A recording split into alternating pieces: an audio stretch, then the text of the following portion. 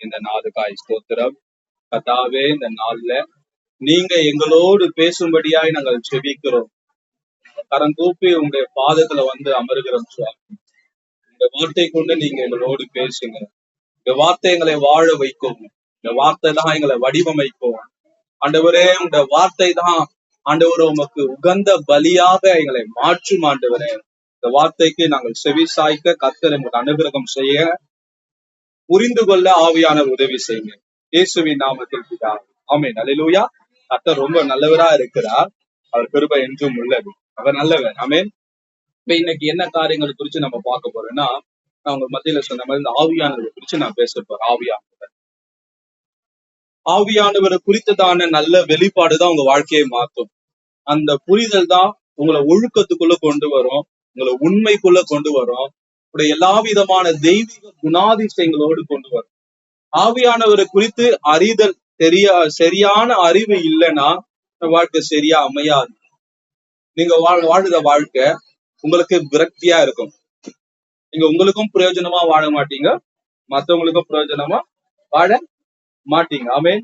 கர்த்தருடைய நாமம் மகிமைப்படணும். கர்த்தர் நல்லவரா இருக்கிறார். கர்த்தர் பெரியவர். அவர் கிருபை என்றும் உள்ளதா இருக்குது. ஆமென். இப்ப பரிசுத்த ஆவியானவர் யார்? இந்த பரிசுத்த ஆவியானவர், பரிசுத்த ஆவியானவர் குறித்து நம்ம கற்றுக்கொள்ள வேண்டும். திருத்துவத்தில் அவர் 3வது நபர். பரிசுத்த ஆவியானவர் ஒரு சக்தியோ இல்லைன்னா ஒரு ஃபீலிங்கோ இல்லை. நீ நிறைய பேர் நினைச்சாங்க அது ஒரு போர்ஸ், அது நம்மள டிரைவ் பண்ற போர்ஸ் இல்ல. அது நம்மள ஏதோ ஒரு ஃபீலிங் இல்ல, ஒரு சந்தோஷம், ஜாலி, மனிதன் உள்ளத்துல ஏற்படுற உணர்வு போல ஆவியானவர் ஒரு உணர்வு அல்ல, ஆவியானவர் ஒரு போர்ஸும் அல்ல. ஆவியானவர் யாருன்னா, ஆவியானவர் நமக்கு நல்ல நண்பர். ஆவியானவர் உங்களை இன்ட்ரடியூஸ் பண்ற ஆவியானவர் நல்ல ஃப்ரெண்டு. உங்க வாழ்க்கைக்கு, உங்களுடைய எல்லா காரியத்துக்கும் நல்ல ஃப்ரெண்டா இருக்கணும். இன்னைக்கு உன் நண்பன் யார் என்று சொல்லு, நீ யார் என்று சொல்றேன்னு இருக்கிறாங்களே.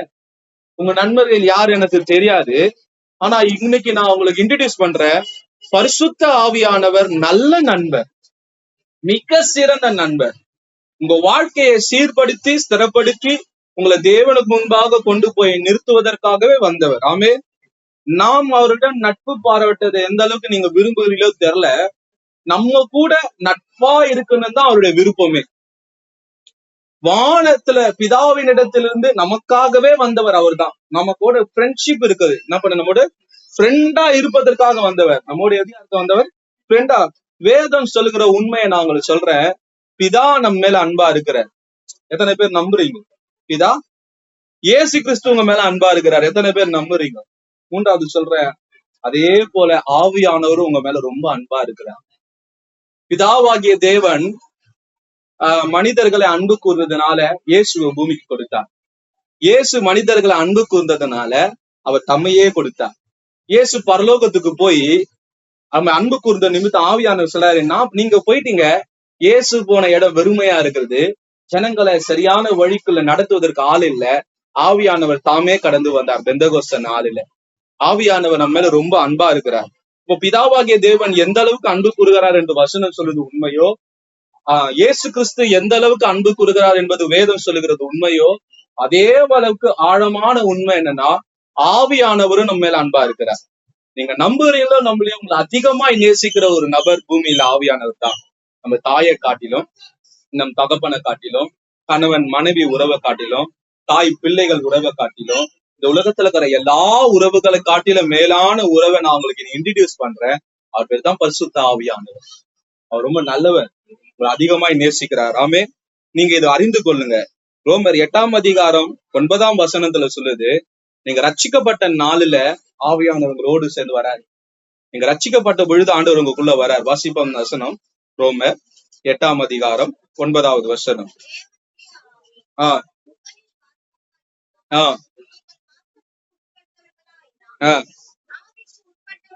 என்னைக்கு நம்ம ரட்சிக்கப்படுகிற நாள்ல நம்ம கன்விக்ஷன், பாவ மன்னிப்ப, மனம் திரும்புற அந்த காரியத்தையே நமக்குள்ள நிகழ்த்தியது ஆண்டுடைய வார்த்தையையும் ஆவியானவரும் தான். நம்ம ரட்சிக்கப்பட்ட நாள் முதற்கொண்டு ஆவியானவர் நம்மோடு சேர்ந்து பயணிக்க ஆரம்பிக்கிறார். ஆவியானவர் என்னன்னா, ஆவியானவர் நம் பரிசுத்தமாய் வாழ்ந்ததற்கான ரிவார்டு இல்ல. இப்ப சொல்றல்ல, ஓட்ட பந்தயத்துல முதல் பரிசு, 2ஆம் பரிசு, 3ஆம் பரிசு, ஹார்ட் ஒர்க் பண்றவங்களுக்கு நமக்கு ஒரு ரிவார்டு கொடுப்பல்ல. நீங்க பரிசுத்தமாய் வாழ்ந்ததற்காக கொடுக்கப்பட்ட ரிவார்டு இல்ல ஆவியானவர். ஆவியானவர் நீ பரிசுத்தமாய் வாழ்வதற்கான சோர்ஸ் அவர் தான். எப்படி சொல்லுதுன்னா, அந்த சோர்ஸ்னா மூலப்பொருள், அதை வச்சுதான் உருவாக்குவாங்கல்ல. அப்ப ஆண்டவர்னா நீங்க பரிசுத்தமாய் வாழ்ந்ததுக்கு பரலோகம் கொடுத்த ரிவார்டு இல்ல ஆவியானவர். நீங்க தெளிவா புரிஞ்சுக்கங்க, நீ பரிசுத்தமாய் வாழ்வதற்கான சோர்ஸ் தான் ஆவியானவர். நீ அவர் இல்லாம ஒரு மனிதன பூமியில பரிசுத்தமா வாழ முடியாது. அவர் நல்ல நண்பனா இருக்கிறாரு, நம்ம மேல அன்புள்ளவரா இருக்கிறாரு. அடுத்தது உங்களுக்கு நான் சொல்ற காரியம்னா, நீ பரிசுத்தமாய் வாழ்வதற்கான சோர்ஸே அவர் தான், மூலாதாரமே அவர் தான், அவர் பவுண்டேஷன் அவர் தான், அவர் தான் உனக்கு பரிசுத்தத்தின் சோர்ஸ். அப்ப கீழ்படிக்கிற ஒரு வாழ்க்கையில அவர் அச்சாரமா இருக்கிறார். யாருக்குள்ள ஆவியானவர் அதீதமாய் கிரியை செய்யறாரோ, யாரு ஆவியானவருக்கு அர்ப்பணிக்கப்பட்ட வாழ்க்கை வாழுறாங்களோ, அவங்களுடைய அவுட்கம் என்னன்னா கீழ்ப்படிதல். வசனம் சொல்றது, கர்த்தருடைய ஆவியானவர் என் மேல் இருக்கிறார். இயேசு கிறிஸ்து சொல்றாரு, சிறுமைப்பட்டவர் என்ன பண்ணாருன்னா, ஆவியானவர் இருக்கிறதோடைய அச்சாரம் வெளிப்பாடு என்னன்னா அவர் கீழ்ப்படிந்தார். பிதாவாகிய தேவனுக்கு முழுமையா கீழ்ப்படிந்தார். அப்ப கீழ்ப்படிதலின் அச்சாரம் யாருன்னா ஆவியானவர். அப்ப ஆவியானவரை பெற்றுக்கொண்ட ஒவ்வொரு மனிதனுடைய அவுட்கம் எதுவா இருக்குன்னா பூரணமான கீழ்ப்படிதல் இருக்கணும். அப்ப கீழ்ப்படிதல் இல்லைன்னா ஆவியானவர் இருக்கிறாரு, ஆனா நீங்க அர்ப்பணிக்கலன்னு அர்த்தம், சரண்டர் பண்ணல, ஆவியானவர் விட்டு கொடுக்கல, உங்க விருப்பப்படியே உங்க வாழ்க்கையை வாழ்ந்து கொண்டிருக்கீங்கன்னு அர்த்தம். ஆமே, நமக்குள் பரிசுத்த ஆவியானவர் முழுமையா வந்து விட்டார். அவர் கொஞ்சம் வரல, ஒரு கோட்டர் போர்ஷன் வரல, ஹாஃப் போர்ஷன் வரல, அவர் ஏதோ தானன் வரல. எப்படி ஏசப்பாக்குள்ள பூமியில இருக்கும்போது குமாரனாகி கிறிஸ்துவுக்குள்ள இருந்து செயல்பட்டாரோ அப்படியே செயல்பட்டு இருக்கிறார்.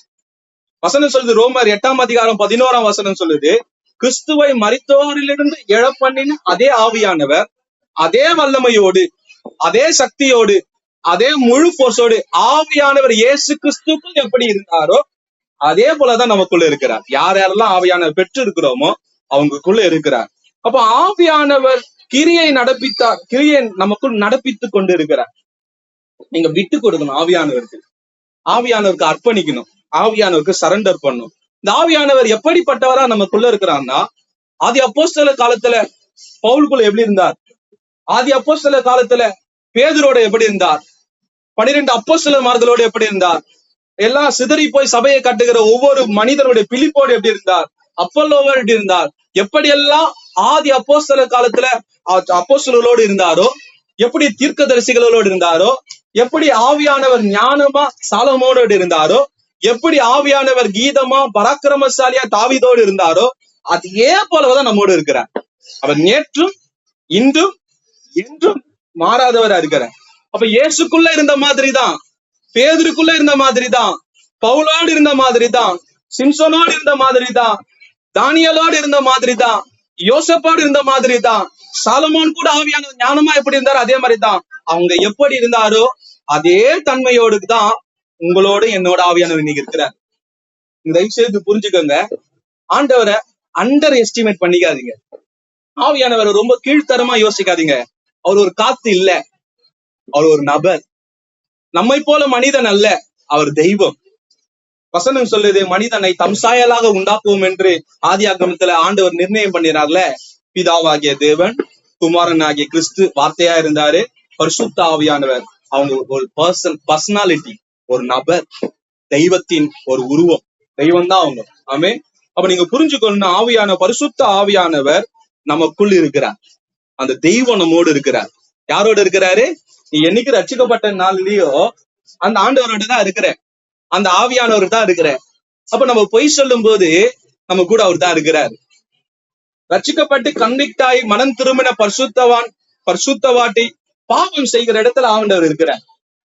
நீ மறுதளிக்கிற, நீங்க நம்ம நினைக்கிறல்ல, யூதாஸ் காரியத்தை மறுதளிச்சுட்டாரு, யூதாஸ் காரியத்தை காட்டி கொடுத்தாரு, பேதுரு மறுதளிச்சுட்டாரு, அங்க இல்ல, அதே ஆவியானவர் தான் உங்க கூட இருக்கிறார். நம்ம பாவம் செய்யும் போது நமக்குள்ள இருக்கிறாரு. யூதாஸ் ஒரு வாட்டி காட்டி கொடுத்தான், பேதுரு 3 வாட்டி மறுதளிச்சாரு. சேவல் 2 தரம் போகும்போது 3 தரம் மறுதளித்து போல நம்மளுக்குள்ள ஆவியானவர் எத்தனையோ தரம் நம்ம மறுதளிச்சு இருக்கிறோம். நீ பாவம் செய்யும் போது ஆவியானவர் உனக்குள்ள இருக்கிறாரு, நீ தனியா இல்ல, ஆவியானவரோடு இருக்கிற, உனக்குள்ள ஆவியானவர் இருக்கிறாரு. நீ பாவம் செய்யும் போது உனக்குள்ள இருந்து ஆவியான உன்னை பார்த்துனே இருக்கிறார். நீ தனியால் இல்ல, ஆண்டவர் உனக்குள்ள இருக்கிறாரு. ரோமர் 8:26 சொல்லுது, அவர் நமக்கு உதவி செய்வதற்காக வந்திருக்கிறார். இயேசு கிறிஸ்து சொல்றார், நான் பிதாவின் இடத்தில் போய் அவரிடத்தில் வேண்டிக் கொண்டு ஆவியானவர் நான் உங்களை அனுப்பி வைக்கிறேன்னு சொல்றாரு. ஹெல்பர். அவர் நமக்கு உதவி செய்வதற்காக வந்திருக்கிறார். எதற்கு உதவி செய்வதற்காக? இயேசுவை போல மாறுகிற ஒரு வாழ்க்கைக்கு உதவி செய்வதற்காக. முழு இருதயத்தோடு, முழு மனதோடு, முழு ஆத்மாவோடு, முழு பலத்தோடு தேவனை அன்பு கூறுவதற்கு உதவி செய்ய வந்திருக்கிறார். தம்மை போல சக மனிதரை நேசிப்பதற்கு உதவி செய்ய வந்திருக்கிறார். நம்முடைய வாழ்க்கையில நம்முடைய எல்லா விதமான பலவீனங்களையும் மாற்றி பலனாய் தேவனோடு இணைந்து வாழ்வதற்காக உதவி செய்ய வந்திருக்கிறார். ஒரு உற்ற துணையா வந்திருக்கிறார். ஆவியானவர் தயவு செய்து புரிஞ்சுக்கோங்க. ஆவியானவர் காத்து இல்ல, ஆவியானவர் அக்கினி இல்ல, ஆவியானவர் இது அதுன்னு சொல்றதுக்கு அது அக்ரீன இல்ல. அவர் ஆள் தத்துவம், தெய்வத்தின் நபர், தெய்வத்தின் ஒரு சொரூபம், திருத்துவ ட்ரைனிட்டி, திருத்துவ தெய்வத்தின் ஒரு தன்மாவு. அவர் எங்க இருக்கிறார்னா ரட்சிக்கப்பட்ட உங்களுக்குள்ளேயே எனக்குள்ள இருக்கிறார், உங்களுக்குள்ள இருக்கிறார். அவர் ரொம்ப அண்டர் எஸ்டிமேட் பண்ணிடாதீங்க.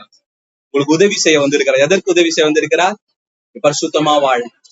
எதற்கு உதவி செய்ய வந்திருக்கிறார்? மன்னிக்க முடியாத மனிதர்களை மன்னிப்பதற்கு. எதற்கு வந்திருக்கிறார்? கசப்புல இருந்து விடுதலை ஆவதற்கு. எதற்கு வந்திருக்கிறார்? ஞானம் இல்லைன்னு சொல்ற உனக்கு ஞானமா வந்திருக்கிறார். எதற்கு வந்திருக்கிறார்? பலன் இல்லைன்னு சொல்றல பலனா வந்திருக்கிறார். கிறிஸ்துவின் ஆவியானவர் என்ற வசனம் சொல்லுது. அப்ப ஆவியானவரை தயவு செய்து புரிஞ்சு கொள்ளுங்க. ஆமே. அவரின் நோக்கம் என்னன்னா இயேசுவை மகிமைப்படுத்துவதுதான். இயேசுவை மகிமைப்படுத்துதான் ஆவியானுடைய நோக்கம். அப்ப இயேசு மகிமைப்படும்படி நம் வாழ்க்கையை மாற்றுவதற்கு வந்திருக்கிறார். நம்முடைய வாழ்க்கை ஆண்டவரை மகிமைப்படுத்தும்படி நம்ம மாற்றுவதற்காக வந்திருக்கிறார். அவரால மாற்றம், அவர் சொல்ல ஒழுங்கின்மை மேல உலாவி ஒழுங்குபடுத்தின ஆவியானவர் இந்த பூமிய ஒரு ஃபார்ம்குள்ள ஒழுங்கான சீர்படுத்ததுக்குள்ள கொண்டு வந்து அழகிய காரியங்களை உண்டாக்குனதற்கு ஆவியானுடைய பங்கு மிகவும் முக்கியம் உள்ளது. அந்த ஆவியானவர் தான் நம்மோடு இருக்கிறார். ஆமே. ஆவியானவரோடு நம்ம வாழ்க்கையில ஆவியானவர் நம்ம யூஸ் பண்ண விட்டு கொடுக்கணும். ஆவியானவர் யூஸ் பண்ண விட்டு கொடுக்கணும். இந்த வாட்சுக்கான இருக்குதுல, யூஸ் பண்றல, தண்ணி குடிக்கிறல, யூஸ் பண்றல, அது மாதிரி ஆவியானவரை உங்களை யூஸ் பண்ண விடுங்க. நீங்க ரொம்ப சப்பனா, ரொம்ப கட்டினமா ஆண்டவருக்கு உங்களை விட்டு கொடுக்காத பட்சத்துல அவரால் ஒண்ணும் செய்ய முடியாது. ஆவியானவருக்கு சரண்டர் பண்ணுங்க. உங்க வாழ்க்கைய ஆவியானவருக்கு சரண்டர் பண்ணுங்க. உங்களோட நேரத்தை ஆண்டவருக்கு ஒடுங்க. உங்க செபத்துல ஆண்டவரோடு காத்துருங்க. ஆவியானவரோட ஒரு சரண்டர் லைஃப் அவர் எதிர்பார்க்கிறார். அடுத்தது ஆவியானவர் உங்களுக்குள்ள வேலை செய்ய, ஒர்க் பண்ண ஆசைப்படுறாரு.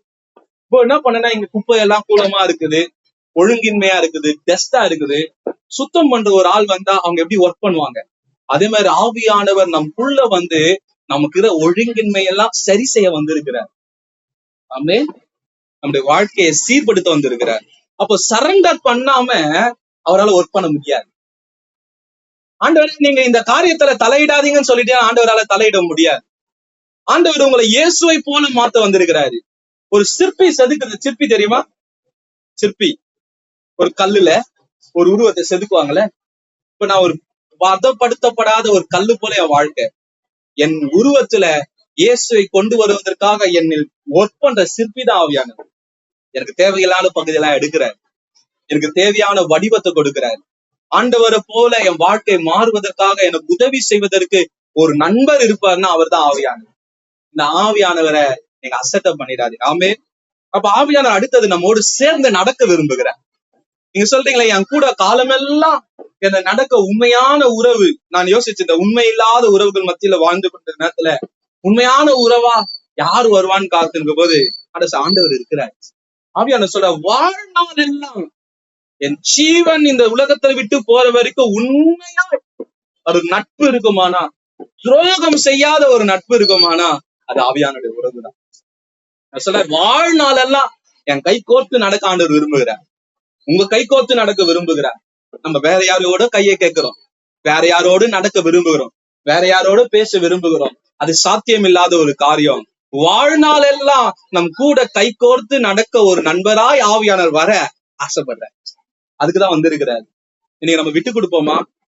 இந்த நாள் ஆண்டவர் சொல்லுங்க, ஆண்டவர் என்னை விட்டு கொடுக்குறேன்னு சொல்லுங்க. உண்மையா சொல்லுங்க, ஆண்டவரே என் ஜீவியத்தை என்னை நான் உங்களுக்கு விட்டு கொடுக்குறேன், உங்க கூட சேர்ந்து நடந்து வர ஆண்டவரே சொல்லுங்க. நீ ஆண்டவர் கூட நடந்து வந்தேன்னா, அன்னைக்கு ஏனோக்கு கர்த்தரோடு நடந்தான். வாக் வித் காட், ஹோலி ஸ்பிரிட்டோடு நடந்து இருப்பாரா? வாய்ப்பு உண்டு. ஒரு நாள் ஆண்டவரை போல மாறி பரலோகத்துக்கு எடுத்துக் கொள்ளப்பட்டார். 300 வருஷம் அவரோடு சஞ்சரித்தார்.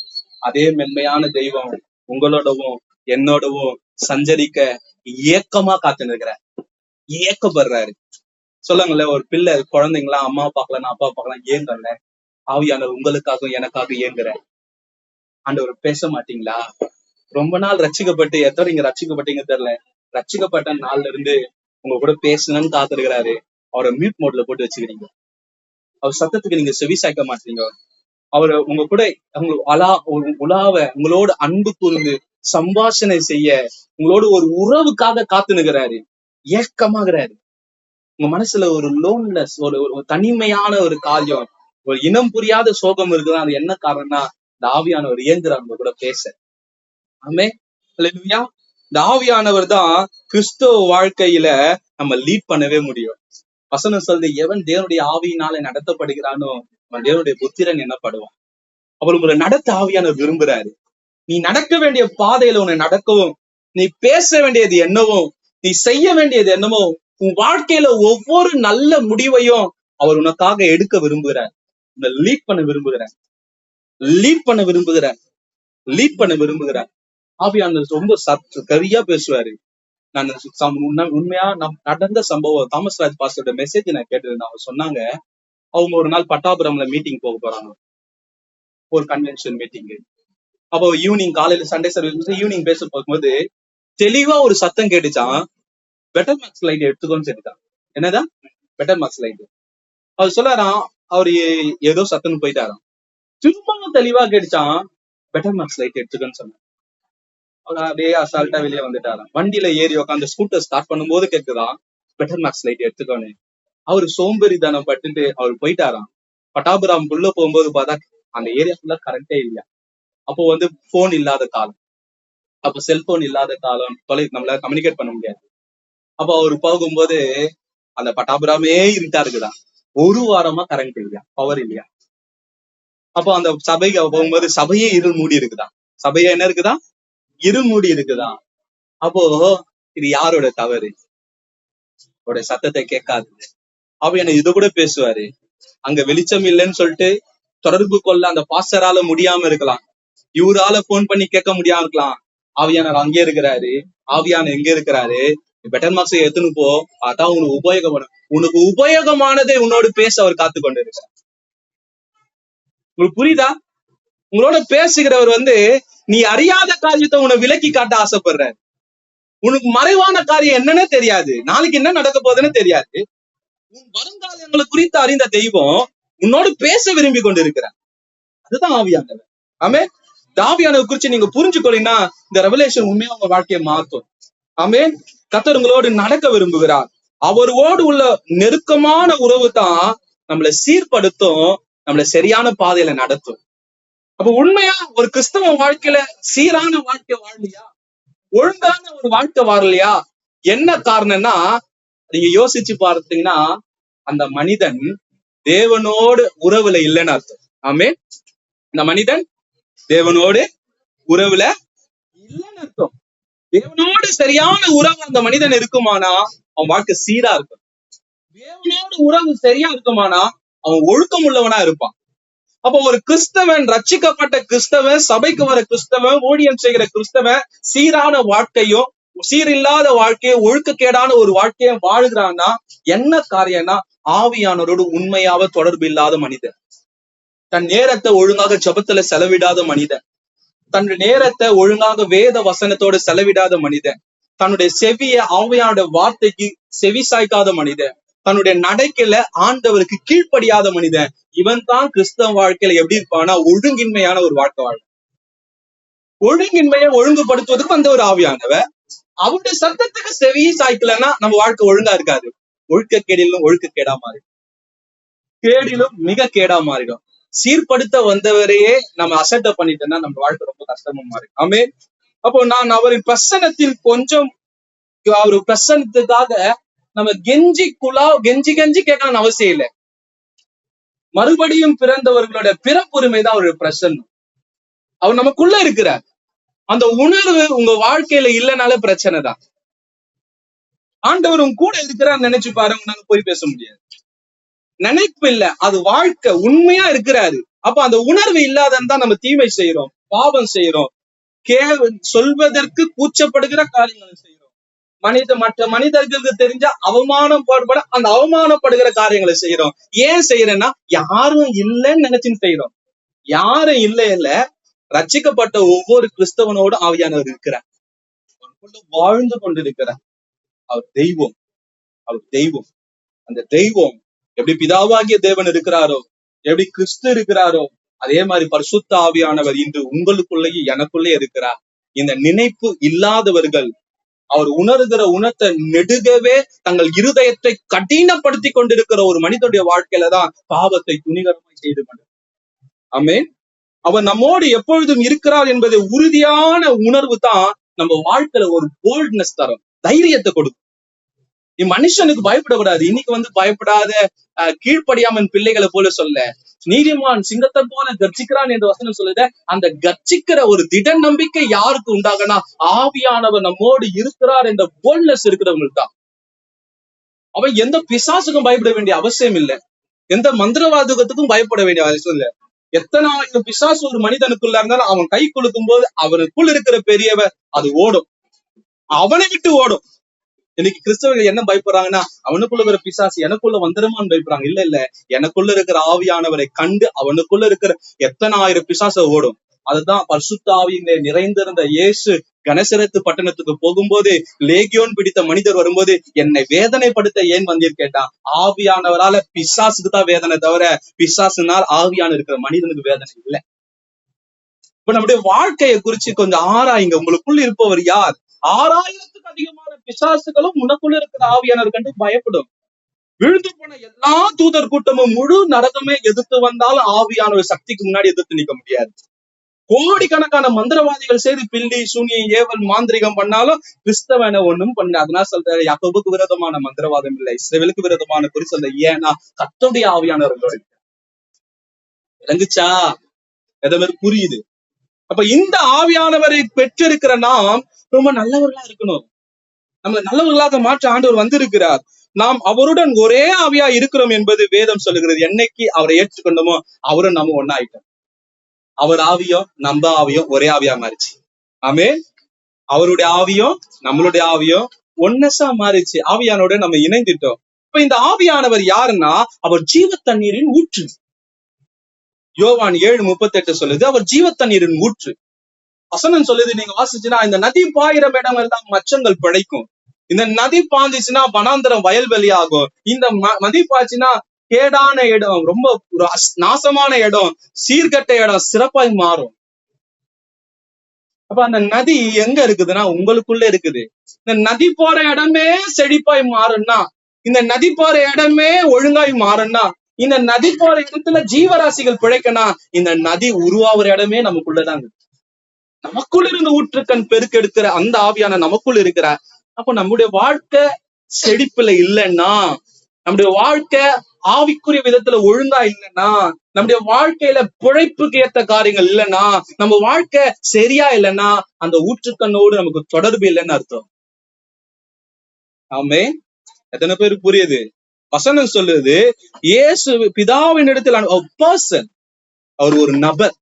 நீங்க வாசிங்க, யோவான் 16:26 வாசிங்க. ம் 16:26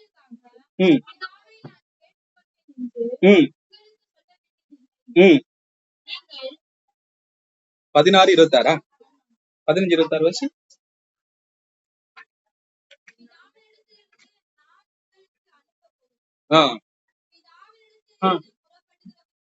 அவர் பிதாவினிடத்திலும் வருகிறவர். அவர் எங்கிருந்து வருகிறவர்? அவர் ஒரு நபர். ஆமே. அவர் ஒரு பர்சன். முதலாவது சொல்லுங்க, அவர் ஒரு நபர். அவர் இயேசு கிறிஸ்து எப்படியோ, பிதாவாகிய தேவன் எப்படியோ, ஆவியானவர் அப்படியே ஒரு நபர். அவர் எங்கும் இருப்பார். சொல்ல தூணிலும் இருப்பார், துரும்பிலும் இருப்பார் என்று நம்புறல்ல, அவர் நமக்குள் இருக்கிறார் என்பதுதான் மிக நிச்சயம். அவர் தூண்ல இருக்கிறாரா துரும்புல இருக்கிறாரா அல்ல, அவர் ரட்சிக்கப்பட்ட ஒவ்வொரு கிறிஸ்தவனுக்குள்ள இருக்கு. ஆமென். அடுத்தது யோவான் 16, 13, 14 வாசிங்க. ஆஹ் ஆஹ் ஆஹ் ஆஹ் அவருக்கு ஒரு விருப்பங்குது.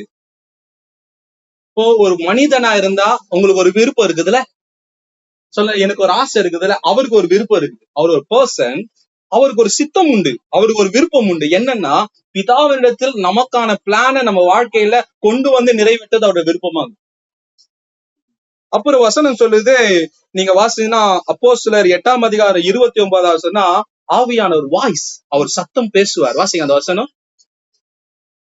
அப்போஸ்தலர் 8:20. ஆவியானவர் பேசுறாரு. நீ போய் பிலிப்பிடத்துல சொல்ல, நீ போய் அந்த ரதத்தோட ஆவியானவர் என்ன பண்ணுவாரு? பேசுவாரு. முதலாவது ஆவியானவர் ஒரு நபர், நல்லா புரிஞ்சுக்கோங்க. ஆவியானவருக்கு ஒரு விருப்பம் உண்டு, அவருக்கு ஒரு சித்தம் உண்டு. மூணாவது ஆவியானவர் பேசுவாரு. ஆவியானவர் என்ன பண்ணுவாரு? யார் கூட பேசுவாரு? உங்களோடு பேசுவாரு, என்னோடு பேசுவார். ஆண்டவர் சொல்ற, காது உள்ளவன் கேட்க கடவன். அவர் சத்தம், அவர் பேசுகிறவர், அவருக்கு ஒரு சத்தம் இருக்குது, அவருக்கு பேசுவார். அந்த சத்தத்தை கேளுங்க. ஆமென். அவருக்கு வாய்ஸ் இருக்குது. அவர் நம்முடன் குறிப்பாய் பேசுவார், வசனத்தை இணைத்து பேசுவார், வசனத்தை உறுதிப்படுத்தி நம்மோடு பேசுவார். பேசுவார், உங்களோடு பேசுவார்.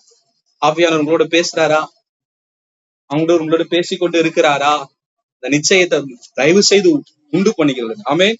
ஆண்டவர் நம்மோடு நெடுகவே பேச விரும்புகிறார். அவர் தான் நம்ம வாழ்க்கையில எல்லா காரியத்தையும் சரி செய்ய விரும்புகிறார். ஸ்பெசிபிக் இன்ஸ்ட்ரக்ஷனை கொடுப்பார் நம்ம வாழ்க்கையில. ஒவ்வொரு நாளுக்கு தேவையான நம்ம வாழ்க்கை நடைமுறைகளை நம்மோடு பேசுவார். வலதுபுறமா இடதுபுறமா நீ திருமணம் சொல்லும் போது வசனம் சொல்லு, வழி இதுவே என்று கேட்கிற சத்தத்தை நீ கேட்ப. யார்? ஆவியானவர். ஆவியானவர் உங்களோடு பேச விரும்புகிறார். ஆவியானவரோடு உன்னோடு பேச விரும்புகிறார். உன் சத்தத்தை, உங்களோட சத்தத்தை ஆண்டவர் உன்னோடு இடைப்பட விரும்புகிறார். இன்ஸ்ட்ரக்ஷன் கொடுக்கிறார். கிரேட்டஸ்ட் அட்வான்டேஜ் என்னன்னா அவருடைய வாய்ஸை நம்ம கேட்கறது தான். இன்னைக்கு எத்தனை பேருக்கு என்ன முடிவு எடுக்கணும், என்ன காரியம் நடக்கும், என்ன காரியம் சம்பவிக்கும், எந்த காரியம் நிகழும், அந்த காரியம் தெரியாது.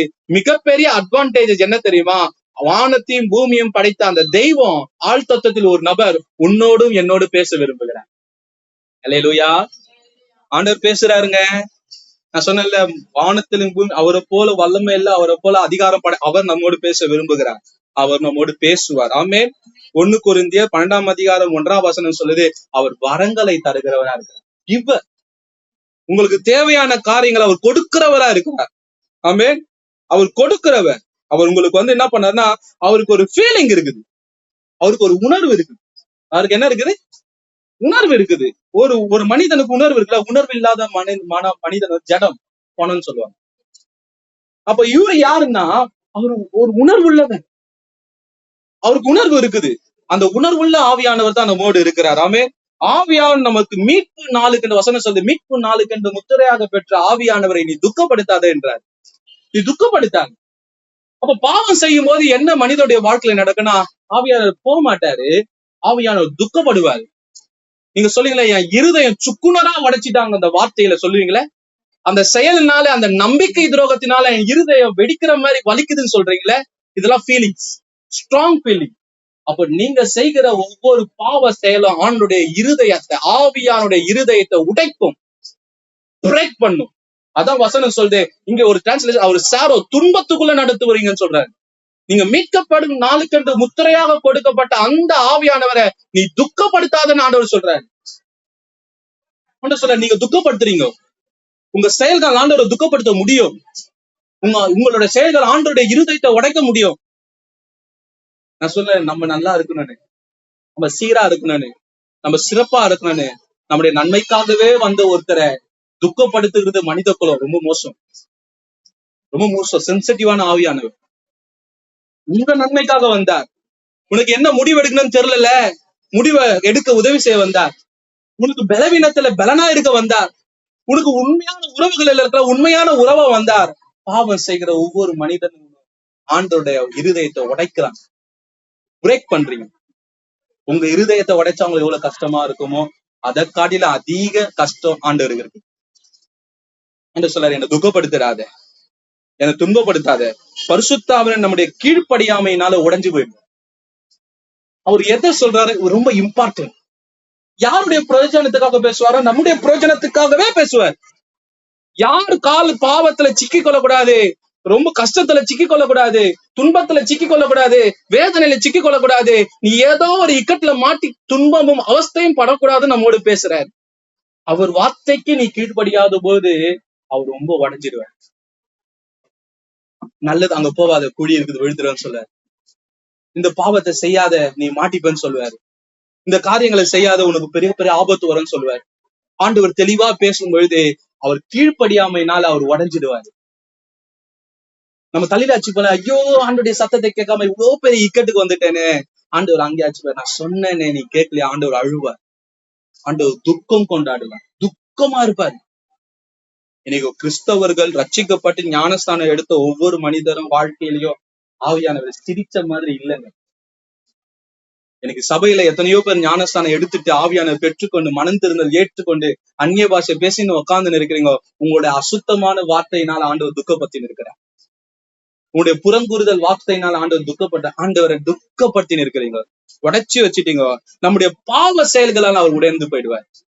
நம்முடைய பரிசுத்தத்துக்காக நடத்துவதற்கு வந்த அந்த தேவன், அன்பின் தெய்வம், அவரை மீறி பாவம் செய்யும் போது அவர் உடைவார். நீங்க செய்யற பாவம் யார பாதிப்புள்ளாகுமோ தெரியாது. உங்களுக்குள்ள இருக்கிற அந்த உன்னதத்தின் ஆவிய நீங்க துக்கப்படுத்தி உடைச்சிடுறீங்க. அந்த இருதயம் சுக்குநூறாக்கப்படும். அவர் ரொம்ப சென்சிட்டிவ், ரொம்ப மிருதுவானவர், அவர் ரொம்ப அன்புள்ளவர். ஆவியான உங்களுக்கு புரிய வைக்கணும். நம்ம மேல அதிகமா அன்பு உள்ளவர் ஒருத்தர் இந்த பூமியில நம்மோடு இருப்பாருன்னா, அம்மா இல்ல, அப்பா இல்ல, கணவன் இல்ல, மனைவி இல்ல, பிள்ளைகள் எந்த உறவு இல்ல. நான் சொல்ற ஆவியான பாவம் செய்யும் பொழுது அந்த ஆவியானவரை துக்கப்படுத்தும். நாம் பாவம் செய்யும் போது அந்த ஆவியானுடைய இருதயத்தை சுக்குநூறா உடைக்கிறோம். நாம் பாவம் செய்யும் போது அவர் நம் மேல் வைத்திருக்கிற நம்பிக்கைய நம்ம துரோகம் பண்ணுறோம். நம் பாவம் செய்யும் போது அவர் நமக்காக கட்டிய எல்லா நன்மைகளையும் நம் கரத்தால் இடித்து போடுறோம். ஆண்டவர் சொல்றார், மீட்கப்படும் நாளுக்கு என்று முத்திரையாக உன்னை மீட்டு கொண்டு பரலோகம் செல்லுவதற்கு வந்த என்ன நீ துக்கப்படுத்தாதுன்னு சொல்றேன். இன்னைக்கு நிறைய கிறிஸ்தவர்கள் ஆண்டவரை துக்கப்படுத்தி ஒரு வாழ்க்கை வாழறாங்க. உங்களுடைய சந்தோஷத்துக்கு பின்பாக ஆண்டவருடைய துக்கம் இருக்குது. அநித்தியமான பாவ சந்தோஷத்துக்கு பின்பாக ஆவியானுடைய துக்கம் இருக்குது. உங்களுக்கு தெரிஞ்சதெல்லாம் உங்களுடைய மாம்ச சந்தோஷம்தான். உங்களுக்கு தெரிஞ்சதெல்லாம் உங்க உணர்வுகள் சந்தோஷப்படுறதா. நான் ஜாலியா இருக்கணும்னு நினைக்கிறேன். நீ ஜாலியா இருக்கிறதுக்கு முன்னாடி அந்த ஹோலி ஸ்பிரிட் ரொம்ப உடைக்கப்படுற. நித்தியமான பாவ சந்தோஷம் ஆண்டவருக்கு துக்கத்தை கொண்டு வரும். ஆமென். உண்மையான தேவ பிள்ளைகள் பாவத்தில் ஈடுபடுவது மிகவும் கடினம். உண்மையான தேவ பிள்ளைகள் பாவத்துல ஈடுபடுவது ஆண்டவர் நெடுக போராடுவார். இந்த வசனம் சொல்லுது, சாலமோனோடு 2 வாட்டி பேசினார், செய்யாத. தாவீதோடு பேசினாரு, எத்தனையோ பரிசுத்தவான்களோட ஆண்டு நிறைய முறை பேசினாரு. ஆபிரகாமோடு பேசினாரு, ஈசாக்கோடு பேசினாரு, யாக்கோபோடு 10 முறை தரிசனம் பண்ணாரு இருக்குது, பேசுறாரு. ஒவ்வொரு மனிதனோடு ஆண்டவர் பேச விரும்புகிறாரு. ஆண்டவர், உங்களுக்கு சொல்றேன், ரட்சிக்கப்பட்ட கிறிஸ்தவன் பாவம் செய்வது மிகவும் கடினம். ஏன் கடினம்னா, அவன் பாவம் செய்யும் போது அவனை தடுப்பதற்காகவே ஆவியானவர் இருக்கிறார். அப்ப என்னன்னா, அவரை மீறி பாவம் செய்யணும். ஆவியானவர் உணர்த்துறாரு, இது தவறுன்னு சொல்றாரு, இது பாவம் சொல்றாரு, இது உன்னை கெடுக்கும் சொல்றாரு, இது உன் குடும்பத்தை கெடுக்கும் சொல்றாரு, இதுடைய சரீரத்தை கெடுக்கும் சொல்றாரு, இது உன் பொருளாதாரத்தை கெடுக்கும். ஆண்டவர் உணர்த்துவார். அவர் உணர்வை மீறிதான் இன்னைக்கு கிறிஸ்தவம் பாவம் செய்யும். ஆண்டவர் அதுல என்ன பண்ணாருன்னா, பிரியப்பட துக்கப்படுவாரு. துக்கத்தின் மேல துக்கம் அவர் வாழ்க்கையில வரும். நான் மகிழ்ச்சியா இருப்பதற்காக ஒருவர் வந்திருக்கிறாரு, ஆனா என் கூட இருப்பதனால அவர் மகிழ்ச்சியா இருக்கிறாரா யோசிப்பாரு. நான் சிரிக்கணும்னு ஒருத்தர் வந்திருக்கிறாரு, ஆனா என்னுடைய வாழ்க்கையினால அவர் சிரிப்பை மறக்கிறார். நான் சந்தோஷத்தோடு, சமாதானத்தோடு, அன்போடு, நீடிய பொறுமையோடு ஆவின் கனிகளை எனக்கு கொடுத்து தெய்வம் இயேசுவை போலவே மாற்றுவதற்காக ஒருத்தர் வந்திருக்கிறாரு. ஆனா என்னுடைய பேய்த்தனத்துக்குரிய செயல்களால அவரை நான் துக்கப்படுத்துறேன், துக்கப்படுத்துறேன், துக்கப்படுத்துறேன். அவர் வந்தது நோக்கம் நம்மளுடைய நன்மைக்காக தான். ஆமே. ட்ரூ கிறிஸ்டியனுடைய, உண்மையான கிறிஸ்தவனுடைய விருப்பம் என்னவா இருக்குன்னா பரிசுத்தமா இருக்கு. உண்மையான ஆசை எது மேல இருக்குன்னா பரிசுத்தத்தின் மேலதான் ஆசை இருக்கு. மார்க் ஆஃப் ட்ரூ கிறிஸ்டியன், உண்மையான கிறிஸ்தவத்தின் அறிகுறி, உண்மையான கிறிஸ்தவத்தின் சின்னம், அச்சாட்சி எதுவனா வச்சுக்கோங்க, பரிசுத்தம் தான் இருக்கு. அந்த பரிசுத்தத்தை விட்டு நீ விலகுவையானா உன்னுடைய கிறிஸ்தவ வாழ்க்கை கேள்விக்கும். நம்ம 2 கொரிந்தியர் 13:14 சொல்லுது, அவர் நம்மோட ஐக்கியமா இருக்கிறது வந்திருக்க ஃபெல்லோஷிப் பண்ண, ஐக்கியம் பாராட்ட வந்திருக்கிறார். நம்ம ஒரு சாதாரணமா ஒரு சபம் முடிஞ்ச பிறகு ஐக்கியத்தை சொல்லி அவன் பரிசுத்த ஆவியானோட அந்யோன்ய ஐக்கியம் உங்களோடு இருப்பதாக சொல்லி அனுப்புறது இல்ல, ஐக்கியமா இருப்பதுக்காக வந்திருக்கிறாரு. நீ சாப்பிடும் போது உன் கூட இருக்க விரும்புகிறாரு, நீ படுக்கும் போது உன் கூட இருக்க விரும்புகிறாரு, நீ விளையாடு போனா விளையாட இடத்துல விரும்புகிறாரு, நீ எக்ஸாம் எழுதும் போது கூட இருக்க விரும்புகிறாரு, நீ படிக்கும் போது, நீ வேலைக்கு போடு, உன்னுடைய ஒவ்வொரு செயல்பாடிலும் அவள் தன்னோடு இணைத்து உன்னோடு செயல்பட விரும்புகிறார். உனக்கு தோளுக்கு தோளா நின்று உனக்கு உதவி செய்ய விரும்புகிறார். உன்னை தூக்கி நிறுத்துவதற்காக ஒருவர் காத்து கொண்டிருக்கிறார். அவர் தான் ஆவியானவர், அவர் தான் சத்திய ஆவியாவரை தேற்றறவான். இதை குறிச்சா நான் வாக்கு தத்துவத்தை குறிச்சு பேசினேன், அவருடைய 6 குணாதிசயங்களை குறிச்சு பேசினேன். அவர் உங்களோடு ஒரு நபரா இருக்கிறார், ஒரு பர்சன் கூட பேசுற, உனக்காகவே வந்திருக்கிறாரு, உன் மேலேயே ஆசையா இருக்கிறாரு, உனக்கு நன்மை செய்து அவருடைய விருப்பமா இருக்குது. உனக்காகவே ஒரு இவ்வளவு நல்லவரை நீங்க என்னைக்காச்சும் பாத்துக்கிறீங்களா? இந்த நல்லவர் லிஸ்ட்ல உங்க அப்பா வருவாரா?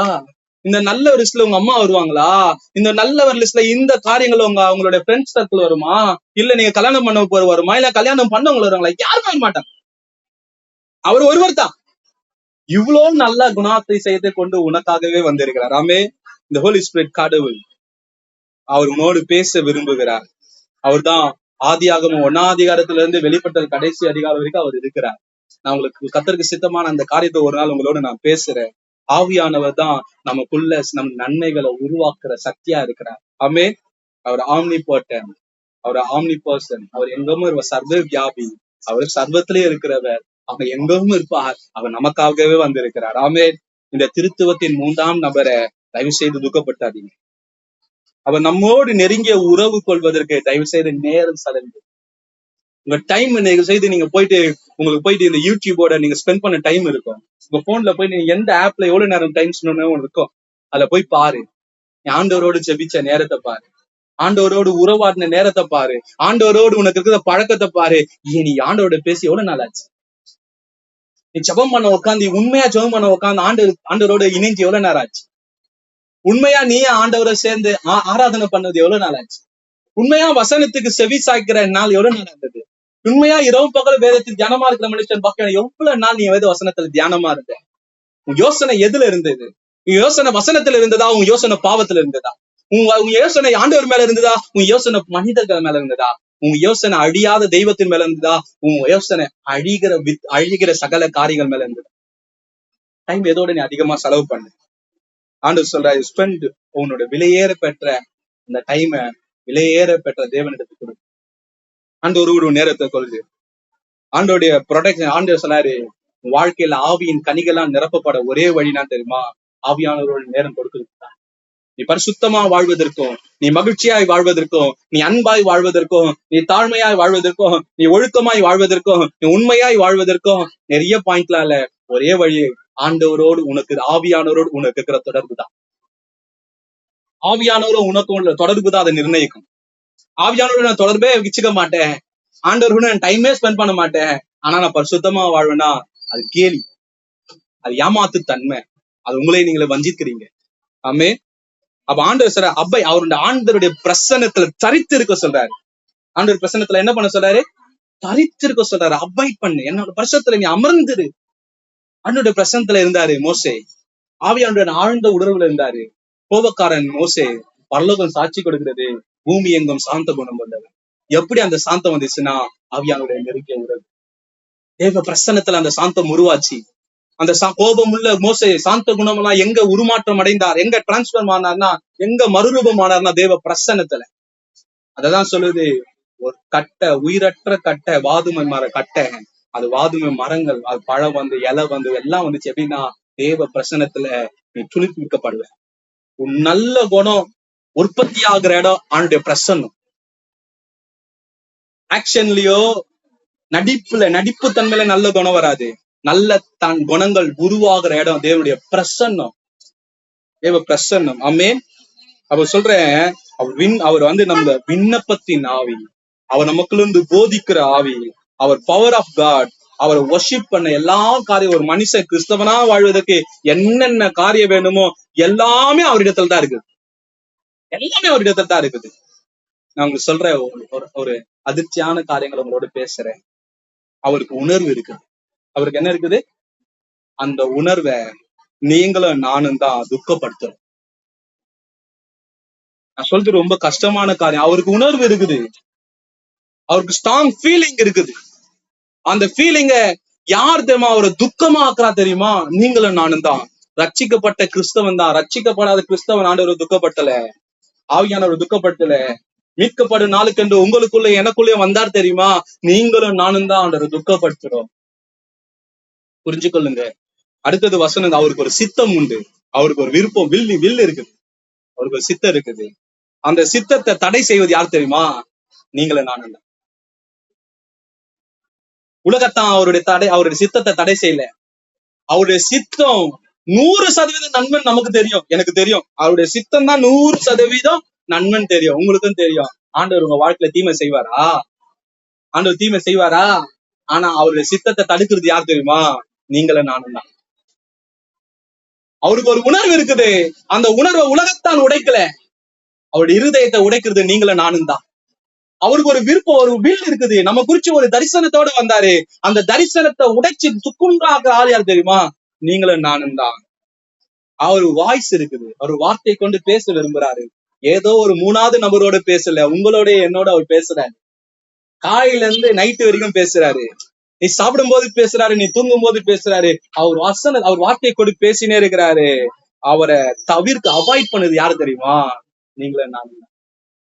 நம்மளை யாருன்னா ஒருத்தர் அவாய்ட் பண்ண நம்ம மனசு எப்படி உடையுது? நல்லா பேசின்னு இருந்தாங்க, இனிமேல் பேச மாட்டாங்களே. என்னோட நல்ல உறவுல இருந்த இன்னைக்கு உறவுல இல்லையே, என்ன ரிலேஷன்ஷிப்பை பிரேக் பண்ணி என்ன அவாய்ட் பண்றாங்களே. அப்போ உனக்கு எவ்வளவு வலிக்குது? 24 மணி நேரமும் 7 நாட்களும் என் நன்மைக்காக என்னோடு பேசுகிற அந்த தெய்வத்தை நீங்களும் நானும் அவாய்ட் பண்றோம். உங்களை ஒருத்தர் அவாய்ட் பண்ணா, ஒரு ஃபங்க்ஷன்ல உங்களை அவாய்ட் பண்ணா, ஒரு நல்ல காரியத்தை கூப்பிட்டு உங்களை அவாய்ட் பண்ணா, உங்க சொந்தத்துல உங்களை ஒதுக்கி வச்சா உங்களுக்கு எவ்வளவு மனவேதனையா இருக்குது. அந்த தெய்வத்தை நீங்களும் நானும் ஒதுக்கி வைக்கிறோம், அவாய்ட் பண்றோம். முதலாவது அவர் உணர்வுகளை நாம தான் துக்கமாக்குறோம். 2வது அவரை நாம தான் தடை செய்யறோம், நம்ம தான் ஸ்டாப் பண்றோம். 3வது அவர் வாழ்க்கையில அவர் வாய்ஸை யார்த்தமா நம்ம அசட்டப் பண்றா, நீங்களும் நானும் தான் அசட்டப் பண்றோம். உலகத்தான் அசட்டப் பண்ணல, அந்த தெய்வத்தை ஆண்டவர் அறியாதவன் அசட்டப் பண்ணல. நீங்களும் நானும் யாரு அவரிடத்தில் நன்மைக்காக காத்து இருக்கிறோமோ, யார் வாழ்க்கையில நன்மை செய்வதற்காக வந்தாரோ அவர்கள் தான் அவரை அசட்டை பண்ணுகிறார். ஆமென். அவர் நம்மோடு ஐக்கியம் பாராட்ட வந்தார், ஃபெல்லோஷிப்காக. அவர் யாத்தமா நிராகரிக்கிறார், நீங்களும் நானும் தான். வசனம் சொந்த இந்த உலகம் அவர் அறியல, இந்த உலகத்துல அவர் யாருன்னே தெரியாது. அவருக்கு உங்களுக்கு என்னையும் தான், அவர் உங்களுக்கு எனக்கும் தான் அவர் யாருன்னே தெரியும். ஆனா அவர் நம்மோடு கை கோர்த்து நடக்க ஆசைப்பட்டு வந்தவரை கையை உதறிட்டு அவரை யார்த்தமா அசட்டு நிராகரிக்கிறா, நீங்களும் நானும் தான். உங்களை அன்பானவர் உங்க கையை உதறி விட்டு இனிமேட்டு வராது சொல்லிட்டு போன இருதயம் வலிக்கும். உங்க மேல அன்பா இருக்கிற ஒருத்தர் கையை நம்ம தட்டி விடுறோம், உங்க அன்பா நடக்கிறோம், அவரை வேற வேணான்னு சொல்றோம். அவரை நிராகரிக்கிறது யாரு தெரியுமா? உலகத்தான் அல்ல. ஆண்டவர் சொன்ன உலகம் அவர் அறியலன்னு சொல்லுது வசனம் சொல்ல. உலகம் தெரியாத அவருக்கு, உலகத்துல யாரும் அவர் அறியல. ஆனா அவர் அறிந்த நீங்களும் நானும் அவரை நிராகரிக்கிறோம். அவர் ஒரு பர்சன், நான் சொன்ன ஒரு ஆள் தத்துவம். அவர் யார்த்தமா மரியாதை குறைவா நடத்துறா, உலகத்தான் இல்லை. நீங்களும் நானும் அவரை மரியாதை குறைவா நடத்தும், ரொம்ப அவரை மரியாதை குறைவா நடத்தும், அவரை கனவீனப்படுத்துறோம். நம்மளை கனவானாய் மாற்றுவதற்காக வந்து அவரை கனவீனப்படுத்துற ஒரு ஆள் நீங்களும் நானும் தான். அவரை கனவீனப்படுத்துறோம். குப்பையில இருக்கிற நம்மளை உயர்த்தி மகிழ வந்தவர் அவரு தான். பாவ சேற்றில உழந்து கிடந்த நம்ம வாழ்க்கையை செழிப்பாய் மாற்றுவது, சிறப்பாய் மாற்றுவதற்கு வந்தவர் அவர் தான். அவரை தான் நம்ம தரக்குறைவா மரியாதை குறைவா நடத்துறோம். உங்களை யாருன்னா ஒருத்தர் மரியாதை குறைவா நடத்தினா உள்ள சின்ன குழந்தைகளை சொல்றது, ஏன் அது மாதிரி பண்றீங்க, ஏன் இந்த மாதிரி ட்ரீட் பண்றீங்க, ஏன் அது மாதிரி நடத்துறீங்க, ஏன் அது மாதிரி பண்றீங்க, சின்ன குழந்தையோட கேக்குது. பெரியவங்கள இருந்து சின்ன குழந்தை வரைக்கும் அவங்களுக்கு தரக்குறைவா நடத்தின அவங்களுக்கு கோவம் வருது. வானத்தையும் பூமியும் படைத்த அந்த தெய்வம் மனுஷர்களாகிய நம்முடைய சரீரத்துல வாசம் பண்ண வந்தவரை தரக்குறைவா நடத்துறோம், தரக்குறைவா நடத்துறோம், தரக்குறைவா நடத்துறோம். சிந்தித்து பார்ப்போம். நாங்களோடு பேசுறது உண்மை. கண்களை மூடி ஆண்டவரை நோக்கி பாருங்க, இந்த தெய்வத்தை நோக்கி பாருங்க. நம் வாழ்க்கையில நன்மை செய்வதற்காக ஒருவர் வந்தார். நம்முடைய வாழ்க்கையில இருக்கிற எல்லா குறைவுகளையும் நிறைவாக்க வந்தார். நம்முடைய சரியான பாதையில நடத்துவதற்கு ஒருவர் வந்தார். நம்மளை ஒழுங்குபடுத்தி சீர்படுத்தி சீராட்டி நம்மளை அழகுபடுத்தி நம்மளை தேர்ல ஊர்வலமாய் கொண்டு வருவதற்காக ஒருவர் வந்தார். நம்முடைய நாசமாய் போன வீணாய் போன குணங்கள் எல்லாம் ஒழுங்குபடுத்துவதற்கு ஒருவர் வந்தார். ஒழுங்குபடுத்துவதற்கு ஒரு வந்தார். நம்ம அவருக்கு கொடுத்த பரிசுனா தெரியுமா? அவருடைய ஃபீலிங்க புரிஞ்சு கொள்ளாம அவரை நம்ம துக்கப்படுத்தினே இருக்கிறோம். என்னைக்கு ரட்சிக்கப்பட்ட நாள்ல இருந்து நம்மோடவே இருக்கிறாரு அவரு. இன்னைய வரைக்கும் அவரை நம்ம துக்கப்படுத்துறோம். வசனம் சொல்லுது, மீட்கப்படு நாளுக்கென்று முத்திரையாக பெற்ற ஆவியான துக்கப்படுத்தாத.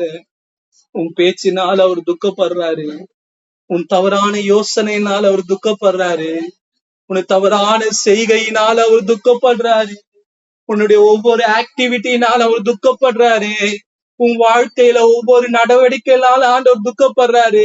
தேவனுக்கு பிரியமில்லாத காரியங்களை நீ ஆவலாய் செய்கிற ஒவ்வொரு நேரமும் அவர் துக்கப்படுறாரு. சொல்ல அவரை துக்கப்படுத்தாதம்மா, அவரை துக்கப்படுத்தாத. ஐயா, ஆழ்மையான ஒரு வேண்டுகோள், நம்முடைய வாழ்க்கையில நம்முடைய நன்மைக்காக ஒருவர் வந்திருப்பார்னா அவர் ஆண்டவர்களாக அவர் சுத்த ஆவியாகிய தேவன் தான். அவர் நம்ம வாழ்க்கையில பிதாவின் சித்தத்தை நிறைவேற்றுவதற்காக வந்தாரு. நம்மை குறித்து பிதாவினுடைய சித்தத்தை விருப்பத்தை நம் வாழ்க்கையில சொல்லி நிறைவேற்றுவதற்காக வந்தாரு. வசனம் சொல்லுது, பிதாவினுடைய இருதயத்துள்ளவர்களை அறிந்தவர் அவர்தான். நம்முடைய திட்டங்களை நம் வாழ்க்கையில கொண்டு வந்து நடைமுறைக்கு கொண்டு வர உதவி செய்வரும் அவர்தான். இன்னைக்கு நீங்களே நானும் அவரை தடை செய்யறங்க, அவர் செயல்படுவதை தடை செய்யறங்க. எந்த ஒரு ஜீவராசி அவருடைய செயலை தடை செய்ய முடியாதுங்க.